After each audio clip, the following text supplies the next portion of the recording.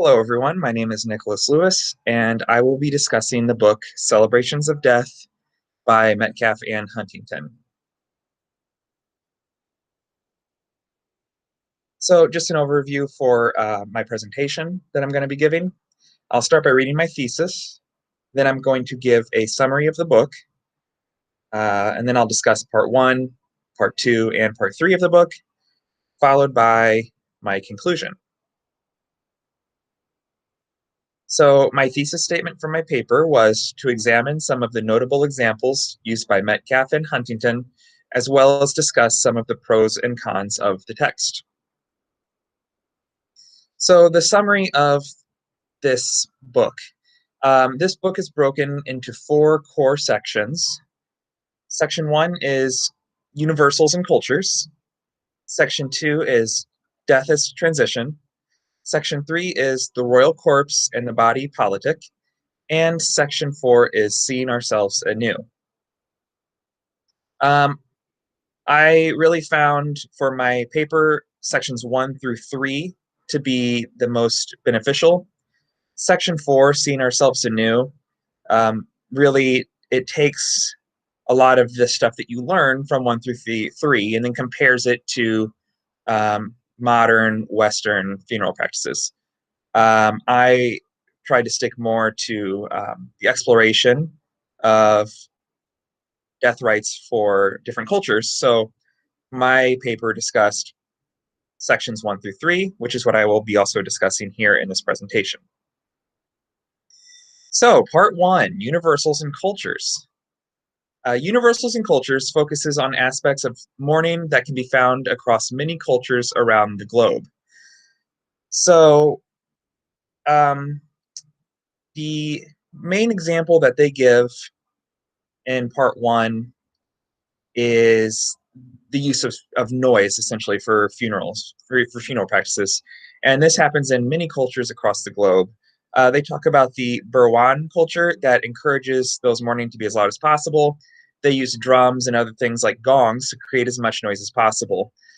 Drums specifically is a very common practice for funerals across different cultures. They can be seen time and time again being used. And then it also talks about the uh, Nayakus culture, and they also use song as well as dance during their mourning process. Part two of the book was Death as Transition. Death as Transition looks at the idea of the deceased or the soul of the deceased transitioning from life to death. The example that they give for this was, again, going back to the Burwan tribe and their rites of secondary treatment.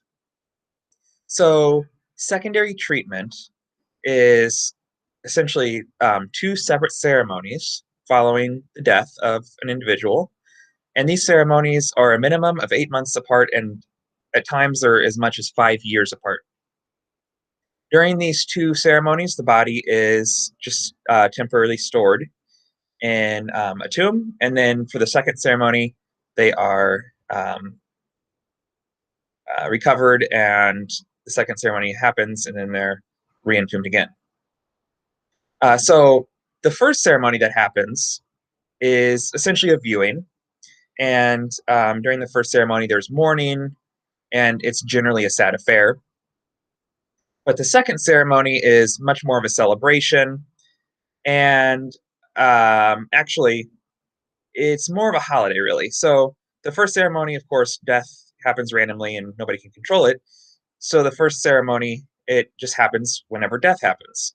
But the second ceremony, like I said, it's kind of like a holiday. So every year it happens at the same time, and everybody gets together and they celebrate, and there's a feast.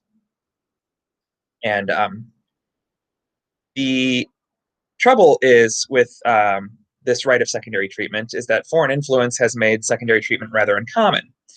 So even though this was their tradition, now it's much more common for the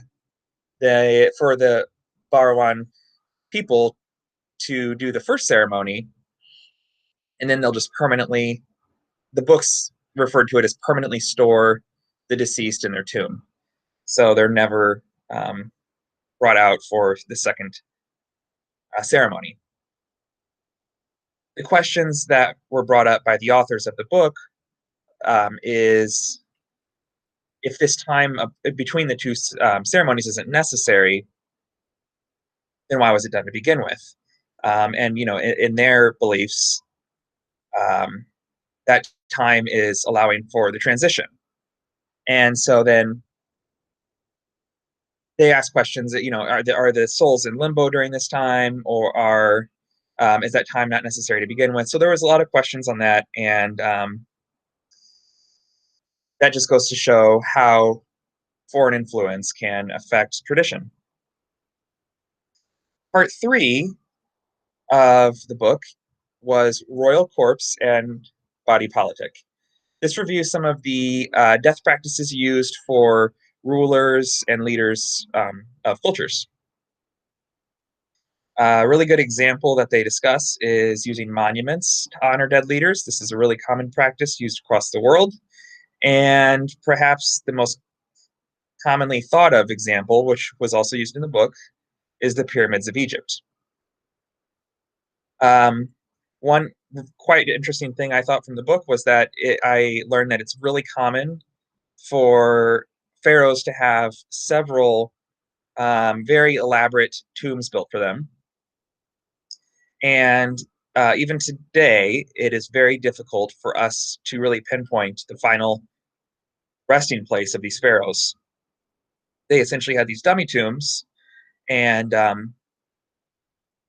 one pharaoh could have several, three, four, even different tombs. So it's really difficult to figure out where they actually were um, laid to rest. Part three also talks about the king of the Shilluk people. The king of the Shilluk people is the ultimate representation of fertility and well being of the entire nation. So, um, how the king is treated is almost completely opposite of how the pharaohs of Egypt were treated. Where for the pharaohs of Egypt, they built these grand monuments and elaborate tombs. On the flip side, the king of the Shilluk people, because they are the ultimate representation of fertility and well being of the entire nation, the king is not able to show any type of weakness. So, as soon as they do show any sign of weakness at all, they are ritualistically murdered and they are essentially hidden away. The body is hidden away, and one moment they're perfectly healthy and they're the leader of the nation, and the next moment they're just gone. And that's the end of that. The people then choose a new leader, and they go from there.